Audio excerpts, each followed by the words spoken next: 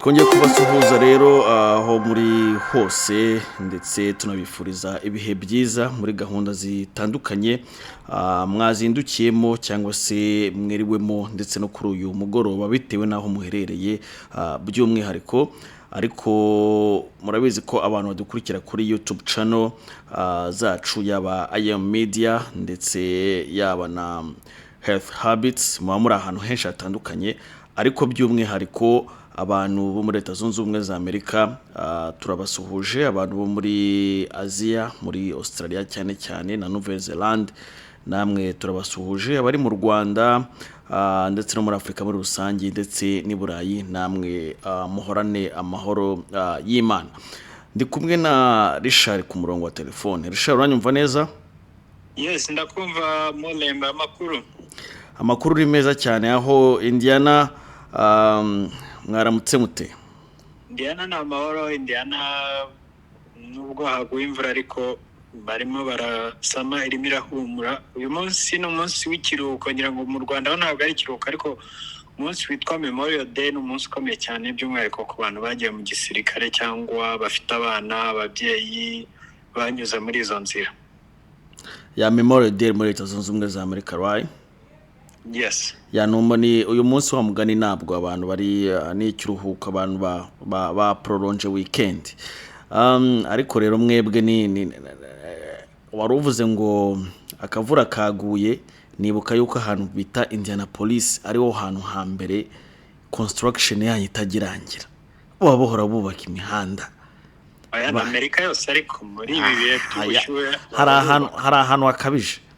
Indianapolis Indianapolis rakabije mu eba ari ahantu nzi n'ubu ngubu wenda simeruka mu muhanda ariko mu mezi nkane ashize hari ashize nk'umwaka wo hantu still haba bari muri construction kubera yuko babubaka nyine n'imihanda bigiye inyuranamo hejuru y'ibiraro so iratinda cyane.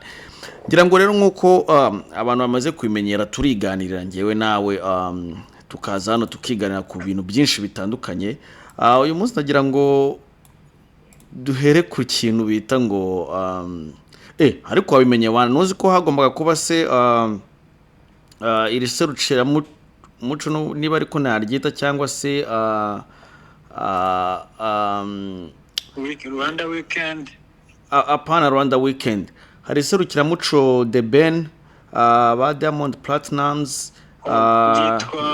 music festival weekend Colors of East Africa. Colors of the East. Ahubwo baryita The Colors of the East Africa Festival. Noneho ritegurwa na Duke Concept ni company ya promotion ndetse na production iherereye New York niho baherereye nibo baritegura. Iri y'umwaka ryagombaga kubera muri Capital One Arena i Washington DC ku itariki 24 kugeza muri 26 ariko nago byabaye. Nagerageje kureba kuri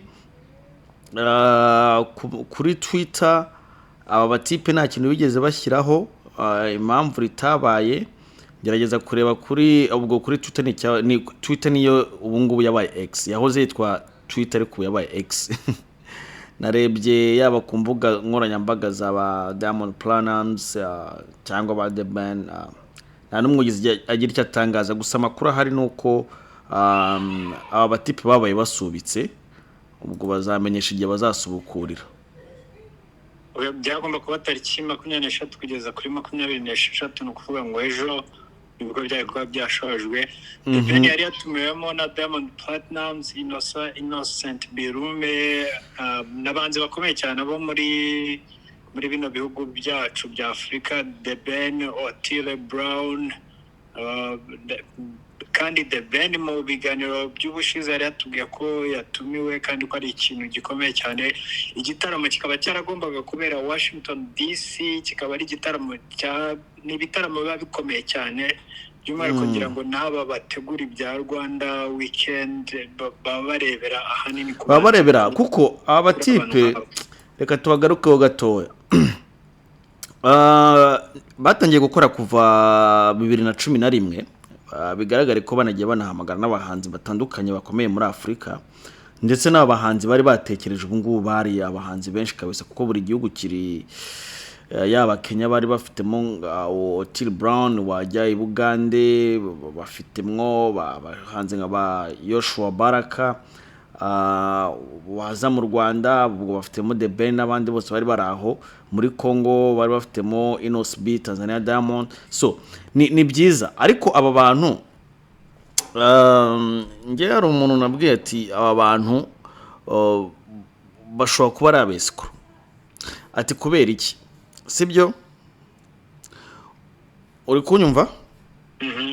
Uribuka ubundi bagitangira bavuga yuko bifuza umuhanzi Davis D yuko yajya kuririmba. Urumva bifuzaga Davis D na Kevin Kade, ndetse bari mu bahanzi bashobora kongerwaho yuko baza kuririmba. Ndibuka icyo gihe deal yari ihari, bavugishije Phil Peter i Kigali, bavugisha Phil Peter mubwira ko byibuze bashobora kuza kuvugana na cyane cyane kuri ya ndirimbo Jugumira, ko yavugana na Kevin Kade ndetse akavugana na Chris Easy, ko bashobora kuza. Ariko na Davis D bari bavuganye ariko nibagira ikintu bumvikana. None reka nkubwire sasa ikintu cyagoranyaho. Nekereza yuko n'uyu Lee John byari kumugora. Aba batipe bo mu byo bakubwira kugira ngo uze kuririmba, barakubwira ngo wowe ngo ugomba gushaka umuloya hano, sibyo? Ubwo ni umunyamategeko uri buguhagararire, sibyo? Bo bakakoreza invitation yo gusaba visa, kubera ko ari company yabo izwi, ntabwo visa upfa kuyibura, sibyo? Urajya muri ambassade ya Amerika ukabereka invitation yabo, bakavuga okay, bakayakura umuhanzi koko, visa bakayiguha. Ariko kugira ngo bakoreze invitation ugiye gusaba visa, ngo wagomba gutanga 7,000 wangu by'amadolari ya deposit. Nukuvuga wowe ubitanga, wowe muhanzi wowe muhanzi wagombaga kubitanga 7,000. Urumva aho bukuyemo abahanzi ariko ubwo bafite amaviza nk'abo ba The Ben, nk'abo ba Diamond Platnumz, n'abahanzi batajya babura amaviza, ba Inos B. Ariko tuvuge nk'abo ba Lee John twari tuvuze, tuvuge nk'ubwo wenda na Phil Peter twari tuvuze, cyangwa se Kevin Kade, cyangwa se Chris Easy, cyangwa se Davis D, sibyo? Bo bibasaba kujya gusaba visa ya Amerika muri ambassade, so ashobora kuyibura. So kugira ngo bane batipe ngo baguhe invitation, ubundi namadi barakuga ati twe turaguha invitation uzaza uririmbira ubuntu. Urumva? Turaguha invitation uzaza uririmbira ubuntu. Noneho sasa bagashyiramo clause yo kukubwira ngo ugomba kwishyura umuloya, umunyamategeko hano muri Amerika, kugira ngo nyine yemeze yuko uzaza ukanasubirayo. So ugomba kumwishyura 7,000. Ibyo rero byahise bituma abona kubwiraga yaba Phil Peter, yaba ba Kevin Kade, yaba ba Davis D, ibintu bahita babireka. Ahubwo nari mfite ikibazo yuko Lee John nawe byanze bikunze niba baramusabye amafaranga, ntabwo bakamubwira ngo twe turakohereza invitation ugiye gusaba visa ariko ugomba gutanga 7,000 ugomba guhereza umuloya. Nawe sinzi ko yagombaga kuba yaza. Ari naho hantu ngira ngo duhere ibintu byose tunabikire ku mugaragaro. Hari ikibazo cy'abahanzi, reka twivugira abahanzi bashobora kuba bava mu Rwanda baza muri Amerika, sibyo? Tumaze kugira record mbi. Ubwo ni nako twinjira kuri Made in Rwanda weekends, tumaze kugira record mbi kubera yuko abahanzi bamaze kuva i Kigali baza muri Amerika harimo abatorotse. Tubivuge gutyo, harimo abatorotse, sibyo se? Bruce Melody yaraje asubirayo. Oya, iyo mvuze harimo abatorotse nukuvuga harimo n'abataratorotse, ariko harimo abatorotse. So tugiye kureba abatorotse, ufate Meddy, ufate The Ben, ufate Charly&Nina, ufate babana babyinaga ni bari muri hetorero. Sinzi torero bigeze kuzana abantu baratoroka, sibyo? Ndabyibuka babyina Kinyarwanda, babyina imbyino za Kinyarwanda. So iyo maze kureba icyo kintu, sibyo, nukuvuga ngo niyo mpamvu abantu basigaye bashyiraho umuloya, umunyamategeko, kugira ngo niba uri, kuko iyo uri umuhanzi ugatumirwa tuvuge wenda nk'iyi tufate urugero nka Made in Rwanda iri gutegurwa ngira ngo na Afro Hub, iyo bagutumiye ukaza ukaguma muri Amerika, ubu biciye iki? Ubu biciye izina. So ubutaha ntabwo bakongera gutanga invitation noneho ngo iyo invitation ihabwa agaciro, kubera yuko byagaragara yuko abahanzi izana batoroka. Akaba ariyo mpamvu gushyiraho icyo giciro runaka cyo kuvuga ngo ni hagaragare umunyamategeko, umuloya, sibyo, bamwishyure cyagakwiye kuba kijyaho. Noneho we ibyo no bwa mbere mbyumvise ko umuhanzi batumiye bamusaba kwishyura amafaranga, kuko niba bamutumiye ari umuhanzi, dufate nk'uko kwa ba Element bagiye muri UK, nibo bafite inyungu mu kubona umuhanzi. So kuba umuhanzi yakwishyura rero ngo deposit kugira ngo abone umuloya, ibyo sinari mbizi, sinzi nuko bikorwa. Nyine ndi kukubwira, urabona nko muri UK, sibyo, ujya gusaba visa nyine muri ambasade ya UK, sibyo, bashobora kuyikwima, ariko uzi process zo kwaka visa kugira ngo ugende muri UK cyangwa ujye hehe, urabizi nawe. Nose Bruce Melody ni yimwe yo kuza muri Amerika before, nyuma za visa yo kuza muri Amerika mbere yarayimwe. Urumva? So ubwa kabiri Shaggy abifashijwemo na Shaggy arayibona, ari nayo ajya kuyimwa. Nose ugira ngo niki cyatumye When She's Around bakora clip imeze kuri nuko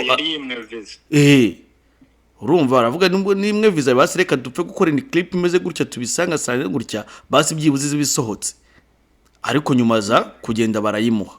Ariko naho ubundi yaza kuba yifite, cyangwa iyo iza kuba iboneka nko kujya gufata inyanya mu isoko, yari kuba yaraje agakora clip na Shaggy muri Amerika, right? Bikoroha. So ikibazo no muri za Rwanda Day, urabizi ko abantu bose baba batsa amaviza, buriya n'abahanzi bose bari batsa amaviza muri Rwanda Day, urabizi ko bose ariko batazi bahaye. Ntubizi se? Sinzi niba ubizi. Oya, umuntu ashaka kuza muri Rwanda Day buriya nawe bamwima viza. Uri umuhanzi, reka nkwereke nk'abahanzi okay, fata abahanzi baje muri Rwanda Day, sibyo? Harimo ba Masamba, ubwo Masamba arayihorana rimwe, n'umugireyo ikibazo. Ruti Joel, attention, Ruti Joel yayatse ku giti cye, ni nayo mpamvu wabonye ko yagumye hano for certain period. Ba Bruce Melody, Bruce Melody yari amaze kuyibona already. Okay, ninde wundi sugo kuko no reka nkubwire sasa, reka nkubwire sasa, buriya abazifuje Chris Easy yararimo, yari afite indirimbo Bana we na Shafi, sibyo, yari kuba performance nziza, gira ngo n'abantu bari mu ba partners bazira after party ndetse na Rwanda Day, uriya mutipe bari bamushyize kuri list. Ariko ikibazo kiza kuba yuko batamuhaye visa kubera yuko na history agaragaza. Urumva? Ubwo se leta y'u Rwanda nta kifashamo niba koko bamushaka ko aza muri kuko numva nibyo ambasade y'u Rwanda muri Amerika yagapushinze, sibyo, yagapushinze ikamwakira visa nyine, nibyo nkubwira, sibyo. Ariko cya kibazo nakubwiye cy'amakampani, ubwo ntabwo ndi kugenda wenda ngo mvuge kuri ambasade cyane, reka tufate noneho bano bantu bafite amakampani yigenga bashaka gutumira abahanzi bavuye mu Rwanda bakaza hano, bafite ikibazo cy'uko niba umutipe abonye visa akaza akaguma hano, sibyo, we bimwicira izina rya company, noneho ntagire cyangwa se bikaba byazamugora no gukora business yo kuzana abantu bakaza kuririmba bagasubirayo. So hari ikintu rero bita ayo mafaranga bagusaba ya deposit no kwishyura umuloya, no kugira ngo nuramuka ukoze ikintu nk'icyo bizanagukurikirana, cyangwa se azaho uburyo bwo gukurikirana. Urumva? Ikindi cyabagaho nuko washobora kuba wasabira umuhanzi visa mu Rwanda, kuko urabizi ntabwo umuhanzi abyuka ngagiye kuri ambasade ngo ni mu visa ngo ngiye kuririmba, nuko haguma kuba habaye invitation, ubutumire bwavuye hano bukoherezwa i Kigali bumusaba kuza kuririmba muri Amerika mu gitaramo runaka. So hari igihe agendaga akabona visa, yamara kubona visa agahita abwira wa muntu wa hano ngo hoya ngo ngo ntabwo ngo visa nayibonye ariko ntabwo nyije. Iyo amubwiye gutyo ni ukuvuga ngo wa muhanzi kuko aba yabonye nka visa y'imyaka 5 cyangwa se 10 hari igihe azizana noneho akaza yagiranye n'abandi bantu bumvikanye ku mafaranga meza, wenda wa wundi wamufashe no kumusaba, kuko iyo usabiye umuntu visa urabizi yuko uba wemeye kumufata anshar. Sinzi niba uri kubyumva, bareba amakonte yawe, bareba ko ufite ubushobozi bwo gufata uwo muntu koko mu gihe cyose ari muri Amerika ko ushobora kumutunga nta kibazo kibayeho. Ibaze rero umuntu aragufashije kugira ngo ubone iyo visa, ariko wowe umubwira ati oya ndabona bitazakunda, kugira ngo kubera ko ufite visa y'imyaka 4, 5 cyangwa 10, so ni ukuvuga none ukaganira n'abandi bantu ukabwira, kuko uramutse uganiye n'umuntu wese ukamubwira ati ngiye mfite visa, burya mwakora business. Ikintu kiba kigoranye cyo kuvuga ngo uve hariya ni visa. Iyo visa rero uramutse warayibonye ku giti cye cyangwa se warayishatse mu bundi buryo, hano muri Amerika abantu bakorana business. Ari nayo mpamvu ngira ngo twinjire muri Made in Rwanda weekend itegurwa na Afro Hub. CEO Ernest reka tunamusuhuza no gukora akazi keza. Ese we buriya abahanzi bazayitabira ku ikubitiro sabasanganwe visa n'ababa hano muri Amerika cyangwa hari n'abandi azatumira? Wenda nge icyo navuga kuri ibyo byo kwaka amafaranga umuntu uje kuririmba byose nari mbizi, gusa ndumva bifite ishingiro nubwo nge ntabishima. Umuhanzi uri bumutumiye wagombye kumufasha kubona ibyangombwa akaza karirimba, yasubira atasubira, icyo ni ikibazo cya kabiri, ntabwo ari cyo kibanza. Ikibanza no kumufasha kuza kuririmba, akaza karirimba, mukumvikana ibintu biri fair, niba ari amafaranga uzamwishyura, niba ari ngenda umuhanzi nkuko kwa Chris Easy nshaka mfite indirimbo zanjye nakoze ukantumira, sinumva ko antegeka ngo nishyura abaroya ngo nsinya amasezerano kandi ntarabona ibyangombwa wafasha, ahubwo kubona ibyo byangombwa nkabona iyo visa, hanyuma nkazaza nkaririmba, hanyuma nkagaruka. Kuko buriya tuvugishije ukuri, umuhanzi, abahanzi basigaye bari ku rwego rwo hejuru, basigaye bafite fan base ikomeye, kandi basigaye bafite ibikorwa hirya no hino, si muri Amerika gusa. Ashobora kuza akajya mu Burayi, akajya no mu Rwanda agakora ibikorwa, agakomeza ubuzima bwe. Gusa kuri jye ahubwo icyo nibazaga ni kuba umuntu yatumira, uretse ko si The Ben gusa, niba hariho n'uyu Diamond Platnumz akaba ari ku mafishe, ibitaramo ntibibe byanduza izina ry'umuhanzi. Nk'ubu The Ben, sinumva ko The Ben bimuheshema kumva ko yakonfaminze igitaramo nzakizamo ku ma social media yose yabishyizeho. Washington DC bari mu byumweru 9 niko yarimo yandika, hanyuma ntitumubone muri ibi bitaramo nk'uko yari yabivuze. Byica izina ry'umuhanzi, byica reputation y'umuhanzi, by'umwihariko umuntu ukomeye nka The Ben, umuntu ukomeye nka Diamond. Kandi ndabona iyi company ikomeye, niba baratumiye Davido, baratumiye bano bahanzi bakomeye bo muri Nigeria, batumiye Burna Boy, ni ibikorwa bikomeye cyane. Hari n'abandi wenda tutazi cyane ariko mbona bakomeye muri Nigeria bagiye batumira, ariko niba warabashe gutumira umuntu nka Burna Boy, sinumva ukuntu ibintu nk'ibi bipfa, ntibanayishyiremo n'imbaraga ngo babimenyekanishe. Niba na The Ben posting avuga ati cya gitaramo mwari muntegerejemo ntikikibaye, kuko iki ni gitaramo umuntu ashobora gutega akava muri Indiana akajya kukireba gusa kugira ngo abone abandi bahanzi, kuko n'ahantu cyagombaga kubera n'ahantu hazwi. Ikindi kandi abantu bari amatike abantu bayaguriye online, so nyeka yuko reka twizere ko bayabasubiza, ariko hari uburyo bwo kuyasubiza. Reputation nk'ubu kuvuga ngo Diamond agiye kuza mu gitaramo nk'iki ntaze ntibanabivuge, urabona kuri web yabo ntiwamenya ko ari n'icyabaye, haracyariho ngo gura itike. Ni ibintu biteye isoni, ni ibintu abantu bategura ibitaramo bagombye kujya bibandaho, bakavuga bati reputation y'umuhanzi nk'uyu, reputation y'abategura ibitaramo nka gutya, niba bipfuye ni iki kigomba gukorwa? Kuki tutashyiraho itangazo impamvu byapfuye, amatariki byimuriwe, yewe n'aba The Ben nabo bagashyiramo imbaraga kubwira abafana bati igitaramo cyacu nticyabaye, kuko The Ben aravuga ngo azaririmba muri basketball Bangos, African League ariko BAL. ntatubwiye iby'igitaramo yagomba kuririmbamo se cyo byagenze gute se, kuko abantu baba bagomba kumenya ibintu nk'ibi ngibi kuko cyane cyane nibyo navuze, ni nayo mpamvu ninjiye kuri made in Rwanda weekend, ariyo mpamvu ngira ngo nyinjireho iyo ibintu kuko nagusobanuriye izo processes zose bano batipe bakoresha ku bahanzi cyane cyane badafite amaviza, nkubwira uko bigenda. So reka twigire kuri made in Rwanda weekend, sibyo? Turebe bo kwikubitira kuko haramamazwa bigaragare yuko kubaho izabera Boston, ni edition ya mbere, wenda ya kabiri ushobora kuzabera Indianapolis cyangwa se ikaza Phoenix, nta wamenya. Iya gatatu ishobora no kuzabera i Burayi, indi ishobora no kuzabera muri Maroc. So bizaterwa n'uburyo Afro Hub y'ubwayo izagenda ibitegura umunsi ku munsi. Hari abahanzi waba wamenye, kuko ntabwo ndabona bashyizeho abahanzi bazitabira. Sinzi neza niba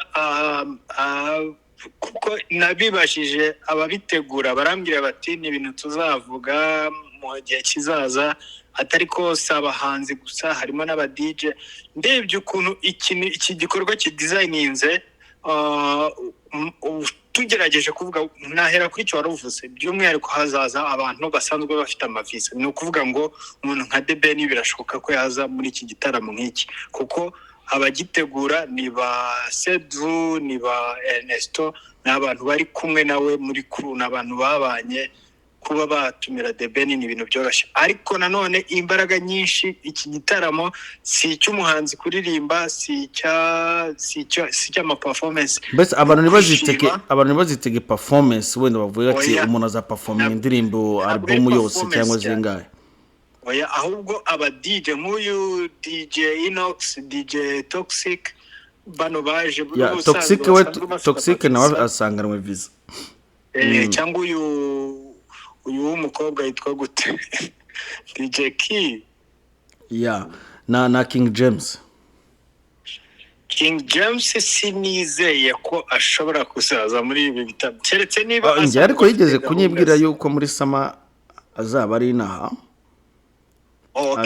Yigeze kumwe ko muri sama azaba ari inaha. Kandi ikindi nk'uko wari ubivuze, urabona Afro Hub nibyo bintu iri gutangiza, ni kampani umuntu yanashimira avuga ngo iyo abantu bo mu Rwanda bari basanzwe bazwi mu myidagaduro bari gutangiza ikintu cyo gushaka gutangiza ibitaramo muri Amerika, ariko bishingiye ku bahanzi bo mu Rwanda kuba baza. Ni igitekerezo cyiza. Ngira ngo King James yari afite visa y'imyaka 10, sinamenye itaranarangira. Ariko kandi ikindi ukwiye kumenya nuko nanone King James ari proche cyane n'abari abantu ba Afro Hub. Nose yari muri Amerika, nozi ko yabaga ari Texas, ari babarana ba Sedru, kandi Sedru abizi ko yagiye namukora n'indirimbo nyinshi, harimo na zira yatangiriyeho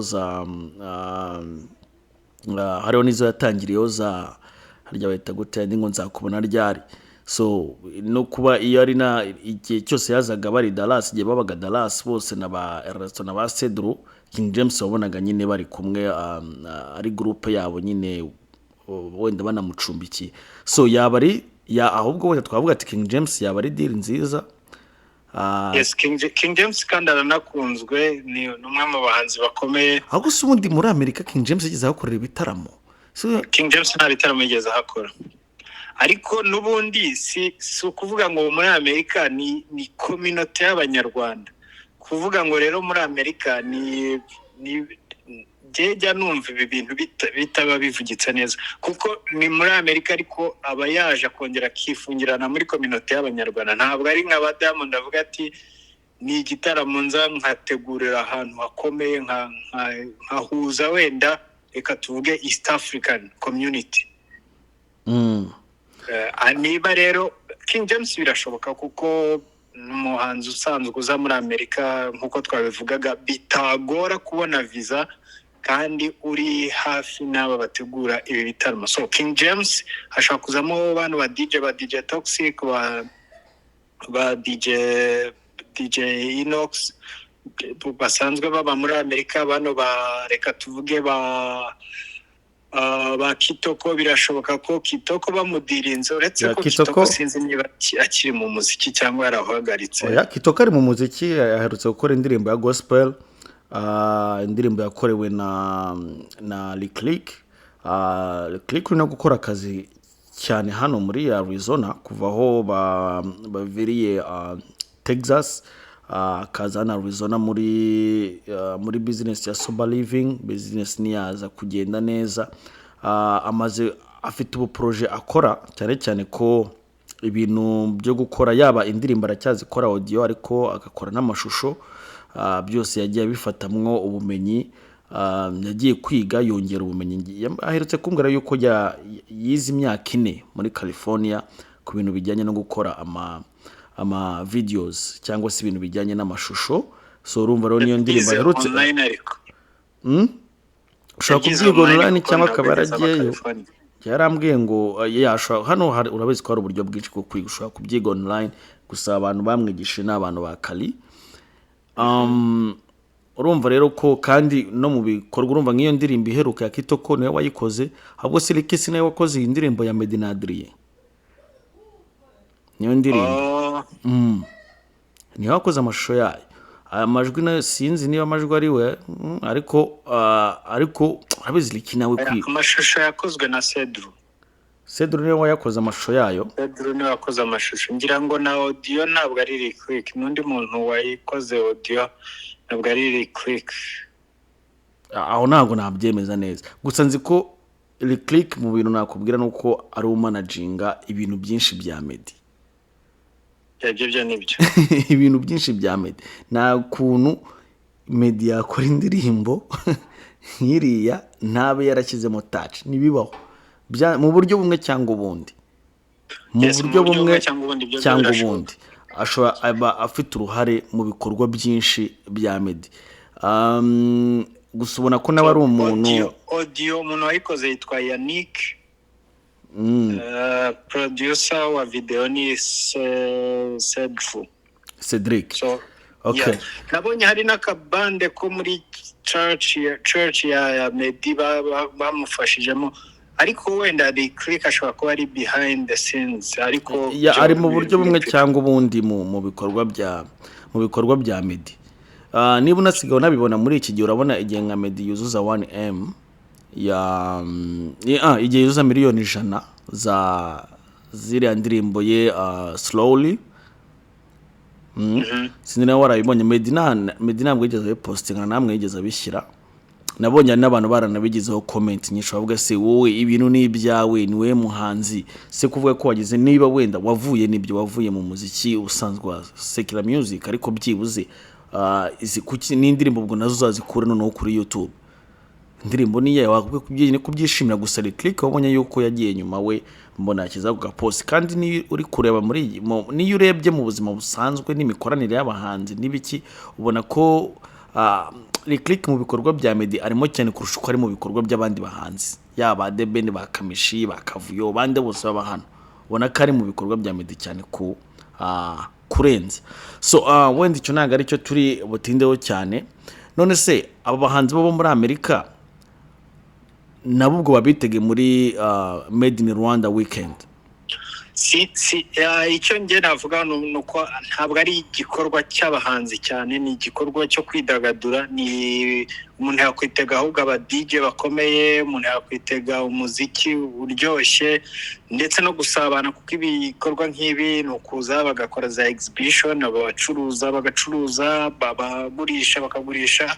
Ni ibikorwa byo kwidagadura cyane cyane kurusha kuba ibikorwa by'umuziki.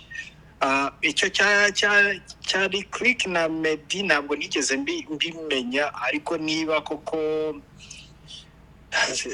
ni kubera iki yakuzuza miliyoni 100 ntabe yabipostinga. No se wowe kurebye kureba kuri social media za Meddy kubikurikirana, wigeze ubona yabipostinze?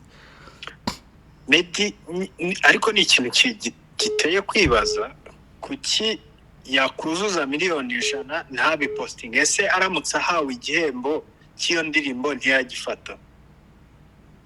ese amafaranga ubundi avaho ntabwo yafata amafaranga ahabwa y'ibi bintu, cyangwa wenda arabifata ariko agashaka ko biba ibintu bidasakuza cyane? Sinzi impamvu ariko sinzi impamvu ujya gutinda kuri Meddy.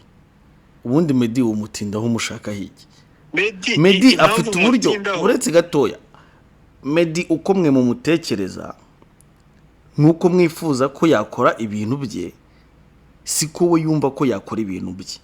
Nujye kureba, nakubwiraga mu kanya gatoya, nujye kureba Lick na Meddy right now, sibyo n'abantu basa nkaho bari mu nzira imwe, urumva? So icyambere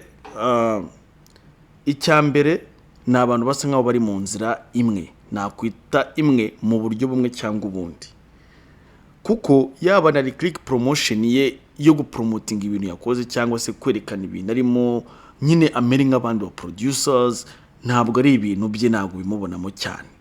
So kandi ni ikintu bamaze kwiyegurira Imana, bajya mu bikorwa cyane cyane byo kwiyegurira Imana, ku buryo mu bikorwa bitandukanye bihuza abantu hano hanze utazapfa nko kubabonamo. Meddy niba we agaragaza nk'ubu ngubu afite azaba ari motivation speaker, cyangwa se azatanga ubuhamya bw'ukuntu yiyeguriye Imana mu gitaramo kizabera hano muri Phoenix Arizona, kizabera muri Mesa Convention Center. So azaza hari yavuga ubuhamya bwe bw'ukuntu yiyeguriye Imana, sibyo? Ariko nujya kumubwira ngo nagende muri ibyo za secular music, ibyo ni ibintu amarangamutima ye n'umutima we n'Imana ye bemeranyije kuba bishyize ku ruhande bagakurikira iby'Imana. Kuki mujya kumushyira muri ibyo? Amateka azayandika yakore, mwe muyavuge cyane muyavuge, ariko we wenda ibyerekeye n'ibyo ntago azabikora. Ariko Meddy postinga still apostinga cyane mboneraho no kuvuga yuko na J Rwanda nawe yakijijwe. So zahora yo kumwe na J Rwanda na Adrien, mbese usigaye ubona ari mu bintu by'Imana cyane, ibintu bya sekira byo yabaye bishyize ku ruhande. So ndumva tutanamutindaho kuvuga kujya kureba ngo impamvu cyangwa ngo tumubwire ibyo gukora, niwe uzi ibyo gukora. So inzira niba ari inzira ya gospel, reka tumushyigikiremo naho tubimufashemo, sibyo, akomeze atere imbere. Okay, ariko ntibyabuza nyine umuntu aribaza, se umuntu yujuje miliyoni 100 niwe wa mbere mu Rwanda, ese kuki atabicelebrating? Okay, ntiyabicelebrating uko byavuye muri gospel, ntibikiri muri gospel, ariko nyine umuntu aribaza, ese ahawe igihembo ku rwego mpuzamahanga cy'ibikorwa yakoze, ese acyakira? Ese byagenda bite? Ese amafaranga ava muri ibi bikorwa y'iti by'isi aracyayakira, arayabona?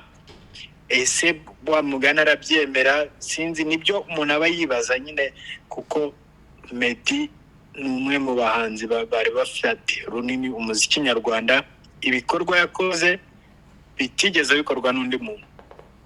Ariko ni naho abantu bahera nyine bakavuga bati Bruce Melody niwe uyoboye umuziki w'u Rwanda, kuko uwakagombye kuba afite iryo bendera cyangwa se washyizeho itafari rikuru yagombye kuba ageze u Rwanda kure cyane, yarabyihoreye. Uwo akaba ari Meddy ku giti cyane, niko njye mbibona. Ariko sofa wa mugani niho abantu ba Bruce Melody bahera bakakomerezaho bakavuga bati nibo bahanzi bayoboye umuziki nyarwanda. Nibyo ayobore nyine, ariko nge nemera amahitamo ya buri muntu wangu. Niyo mpamvu wumva nashaka kugira ikintu muvugaho cyane, kuko ni amahitamo ye y'ubuzima yahisemo, sibyo? Nkuko bamwe bavuye muri gospel bakajya muri secular music nk'aba Mani Martin, yari amahitamo yabo. So nawe ashobora kuva muri secular music akajya muri gospel music. Ibyo yakoze muri secular music, sibyo, ni achievement ze, ariko nanone ni ibintu we afite uburyo bumwe cyangwa ubundi abifatamo. Tugiye no kubiganiraho twamara nk'isaha turi kwibaza, byaba ari ukwibaza kubera ko n'amakuru menshi Meddy atanga cyane. So n'amakuru menshi atanga mu buzima bwe bwa buri munsi, ahubwo aribyo navugaga ngo ashobora kuzagaragara muri izo exhibition, ashobora kuzagaragara muri iyo, kuko numvishe ngo hazaba hari n'ubwato. Twigire muri ibyo ngibyo, hazaba ngo hari n'ubwato, za picnic zakorwa hariya Boston, Massachusetts. So muri ibyo ngira ngo bizaba n'igihe cyiza, kizaba ari na weekend muri Amerika. Harya itariki enye z'ukwezi kwa karindwi mu Rwanda tuba twiziza kwibohora, hano nabo baba bizihiza ibintu nk'ibyo, baba bari muri weekend ngira ngo. ni Independence Day mu Rwanda, ari nabyo mu Rwanda bizihiza kwibohora, ariko na hano ni Independence Day Liberation ndakeka. Yes, ni iminsi ikomeye, ahubwo ni ikintu cyiza ko abanyarwanda batekereza mbere bakabihuriza hamwe, bakaba bagira weekend ndende, bagahura bagakora bakishima. Wenda sinzi ko bako expecting abantu ko bazava mu leta menshi bakaza, ariko buri abantu babikundira ibirori ntabwo ari ibintu bigoye ko batwara kuva muri Maine bakajya muri Boston, bakava muri za New Hampshire, zino leta zose zegereho za Vermont, New York, za New Jersey, New York, Rhode Island. Yes, biroroshye. Za Washington DC, abantu bose batuye muri bino bice ko batwara bakajya, ndetse n'umuntu uvuye kure niyo waba utuye katuvuge Florida, kuba watega indege y'amadolari 200-300 wabiteguye hakiri kare birashoboka. Ari nayo mpamvu ngira ngo basohoye ama invitation kare, ahubwo bagombye no gushyira hanze amazina y'abahanzi cyangwa abo DJ abantu bazaba bahari, n'ibikorwa bitegurwa, niba koko hazaba ibyo byo kugendera mu bwato, kuko Boston ni umujyi nawe uri ku mazi, byoroshye ko niba bashyizeho ibintu by'ubwato, ndumva ari igitekerezo cyiza cyane. Bizaba ari no muri sama, ni ibintu byiza cyane byo gushimira. Reka wenda dukurikirane update, tuzanashaka abantu bo muri Afrohub, ngira ngo na hano Phoenix, hano muri Arizona, nzabashaka mbaganirize, numve cyangwa se nkubita icyumvirizo, numve gahunda zitandukanye uko bari kuzitegura, abo ba DJs. Gusa hari abantu twagiye tuvuga, kandi ndabyemeza neza nashidikanya yuko abantu bafite amaviza ku ikubitiro bo bazaba bahari, yaba abahanzi bari hano muri Amerika bafite ubwo bazagenda babaganiriza. Ariko se nk'abantu ngacerana ni nabo noneho wangu, ahubwo se wa mugani waduha updates nkawe uba muri Arizona. Okay, banza umbwire neza gato, waruvuze ku bya Medi ngo afite ahantu azavuga, hari ahantu bamwiteguye, hanyuma uza kutubwira izo updates za Charinani nabo bameze bate, niba hari amakuru wabo bafiteho, kuko wowe muri leta babamo uturanye nabo, sinzi niba bano ba Shafi Chari Nina niba hari ama updates waba ufite, ariko abanza ukatubwira kuri ibyo bya Medi ho gato. Medi nk'uko nabivuze ni amakuru menshi mbifite, kuko urabizi ko amakuru ye ni amenshi nyine nagasohoka nk'uko nabikubwiraga. Gusa azaba atanga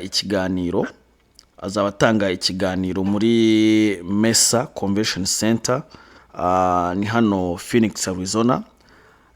So hazaba hari abahanzi nka Patient Bizimana bazaririmba, hazaba hari abapasiteri bazaba bari kuvuga ubutumwa bw'Imana, noneho hari n'uwo bita we mbese azaba hari nko gutanga testimony. Urumva azatanga testimony ni ubuhamya rwaye, azavuga ubuhamya bwe, wenda bw'ukuntu yaje kurokoka, n'uburyo yafashe amahitamo ye yo gukurikira Imana muri buriya buryo, akava mu bintu bya secular music akajya muri gospel music, ku buryo twanabwira n'abantu rwose ngo abazaba bahari bashobora kuzibonera ibintu byiza. So amakuru yabyo ni muri uku kwezi kwa byansaba gucekinga, ariko okay, ni mu mezi nk'atari imbere. Turaza kubikira ku mapaje yacu ya YouTube, ndetse n'amapaje yacu ya Facebook ndetse na Instagram, abantu baraza kubibona. Tugiye kuri Charinanina, man, ngewe ndagenda pe mura n'abantu benshi, maze no guhura n'abantu benshi hano muri Phoenix, Arizona batandukanye, kandi bahoze ari kandi bakora n'umuziki nka Emmy. Niba wibuka igihe Badrama yamurikaga filime ye ngufi Diana, Emmy twahuriye muri after party kwa Badrama, turasuhuzanya, ubona nta kibazo kabisa, ari umuntu mwiza, turavuganaho gatoya, twemeranya mu buryo bumwe cyangwa ubundi ibintu runaka, kabisa ubona nta kibazo, amakuru ni meza, twari turi hariya. Abantu Charly ntabwo bapfa kuboneka pe. N'ahantu upfa kubabona ni ku mafoto, nko ku gihe cya Christophe igihe aza gukorera concert hano bari bahari baraho, ariko no mu bukwe bwa Aurore bari bahari, ariko barahamagawe ngo bajye kuri stage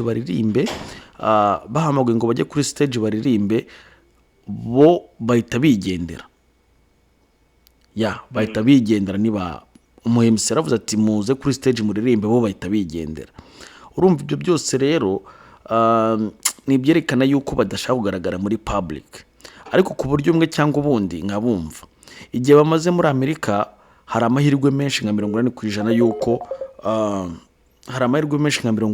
yuko batarabona ibyangombwa.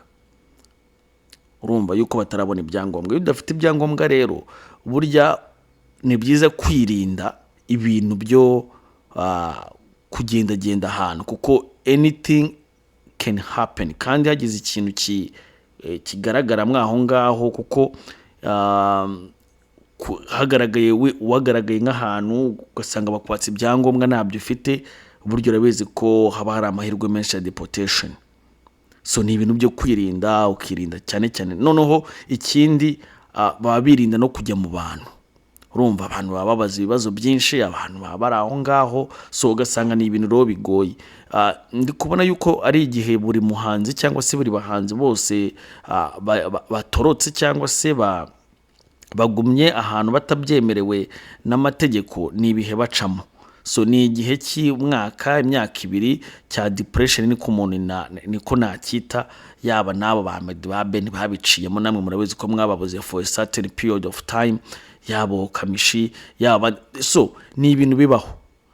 Urumva ni ibintu bibaho, ntago ari ikintu navuga ngo ndajya gutindaho, ariko ndemeza neza ko 80% bafite ikibazo cy'ibyangombwa, akaba ariyo mpamvu babaye bafashe iyo pause yo kuba bajya mu bantu, yo kuba batanga amakuru. Gusa ngira nimero ya Nina, arapostinga bisanzwe, utuntu dusanzwe, ariko mu bintu biri public sinemeza yuko babijyamo right now, kuko bishobora kuba costinga mu buryo bumwe cyangwa se ubundi. Shafi we ngira ngo baraboneka, ariko ntabwo bashaka kugaragara muri public, ariko umuntu ashobora guhura nabo mu buryo wenda ahantu nigeze kujya hano mu mujyi, downtown Phoenix, ari ahantu nari ngiye, ari ninjoro kuwa gatandatu, ngira ngo murana Badrama akunze kuba ari kumwe nabo, murana Badrama icyo gihe nabo ndetse bari basohokanye.